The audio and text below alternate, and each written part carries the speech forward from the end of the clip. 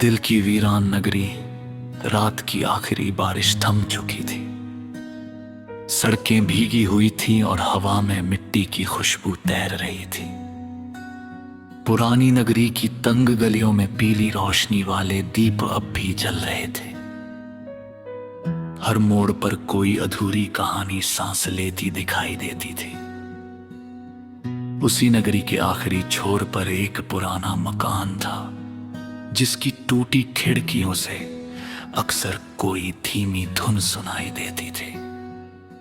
उस मकान में आरव रहता था, एक ऐसा शायर जिसने मोहब्बत को किताबों में नहीं, टूटे हुए दिल में पढ़ा था। उसकी आंखों में हमेशा किसी का इंतजार रहता था। लोग कहते थे कि वह हर रात छत पर बैठकर चांद से बातें करता है, और शायद ये सच भी था, क्योंकि उस चांद में उसे सिया दिखाई देती थी। सिया, वह लड़की जिसकी हंसी में पूरा सावन बसता था, जिसकी आवाज सुनकर सूखे पेड़ भी हरियाली ओढ़ लेते थे, जिसने आरव की वीरान जिंदगी में पहली बार मोहब्बत का दिया जलाया था। दोनों की मुलाकात इसी नगरी की एक पुरानी लाइब्रेरी में हुई थी। बारिश का दिन था। सिया,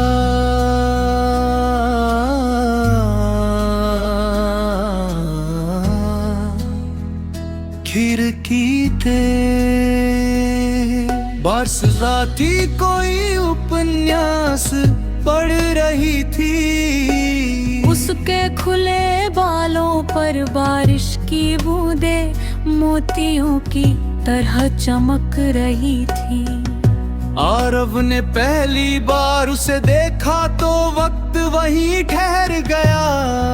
वह धीरे से उसके पास गया और बोला, क्या किताबें सच में इंसान का दर्द समझती हैं? सिया मुस्कुराई। अगर दर्द सच्चा हो तो हर किताब रोने लगती है। उस एक जवाब ने आरव के दिल में हमेशा के लिए घर बना लिया। धीरे धीरे मुलाकातें बढ़ने लगी। लाइब्रेरी की खामोशियों में दोनों की बातें गूंजने लगी। कभी वे पुराने गीत सुनते, कभी अधूरी कविताएं पढ़ते, और कभी बस एक दूसरे को देखते रहते। एक शाम सिया ने पूछा, अगर मैं एक दिन चली गई तो? आरव हंस पड़ा। मोहब्बत कहीं जाती है क्या? सिया की आंखें अचानक नम हो गई। कुछ लोग चले जाते हैं, मगर उनकी आवाज दिल में रह जाती है। आरव उस दिन उसकी बात समझ नहीं पाया, मगर वक्त ने बाद में हर शब्द का मतलब समझा दिया। दिन गुजरते गए। नगरी की गलियों में दोनों की मोहब्बत एक कहानी बन चुकी थी। लोग उन्हें देखकर दुआएं देते थे। हर कोई सोचता था कि ये दो रूहें कभी अलग नहीं होंगी। लेकिन तकदीर को शायद अधूरी कहानियां लिखना पसंद था। एक रात सिया अचानक गायब हो गई। ना कोई खत, ना कोई अलविदा, ना कोई वजह। बस एक खाली कमरा और मेज पर रखी उसकी अधूरी डायरी। और पागलों की तरह उसे ढूंढता रहा। हर गली, हर स्टेशन, हर शहर में उसका नाम पुकारता रहा। लेकिन सिया कहीं नहीं मिली। उस रात पहली बार आरव टूटा था। उसने खुद को कमरे में बंद कर लिया, कविताएं लिखना छोड़ दिया, गीतों से रिश्ता तोड़ लिया। मगर दर्द हर रात उसके दरवाजे पर दस्तक देता रहा। फिर एक दिन उसने सिया की डायरी खोली।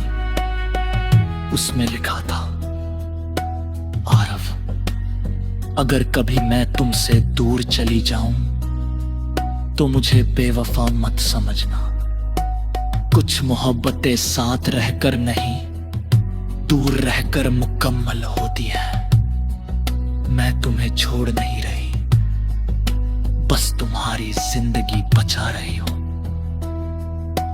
डायरी के आखिरी पन्ने पर अस्पताल का नाम लिखा था। तब आरव को पता चला सिया को दिल की एक खतरनाक बीमारी थी। डॉक्टरों ने उसे ज्यादा वक्त नहीं दिया था। वो नहीं चाहती थी कि उसकी मौत आरव को तोड़ दे, लेकिन वो ये नहीं जानती थी कि उसका जाना ही आरव को खत्म कर देगा।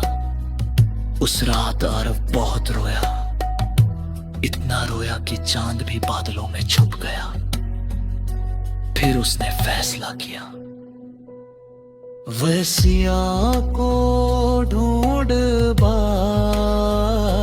चाहे दुनिया के आखिरी शहर तक जाना पड़े। कई महीनों की तलाश के बाद वह पहाड़ों के एक छोटे से गांव पहुंचा। वहीं एक छोटे अस्पताल के कमरे में सिया लेटी हुई थी, बहुत कमजोर, बहुत खामोश, मगर उसकी आंखों में अब भी वही मोहब्बत थी।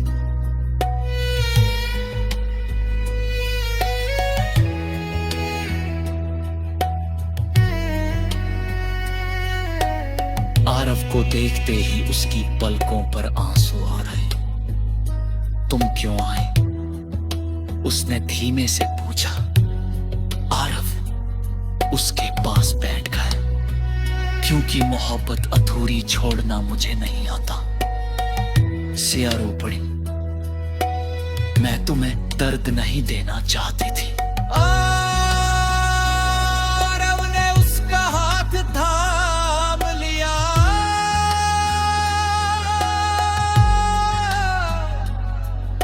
तुम दर्द नहीं हो सिया, तुम तो वो गीत हो जिसे सुनकर मेरी रूह की कमरे में खामोशी फैल गई।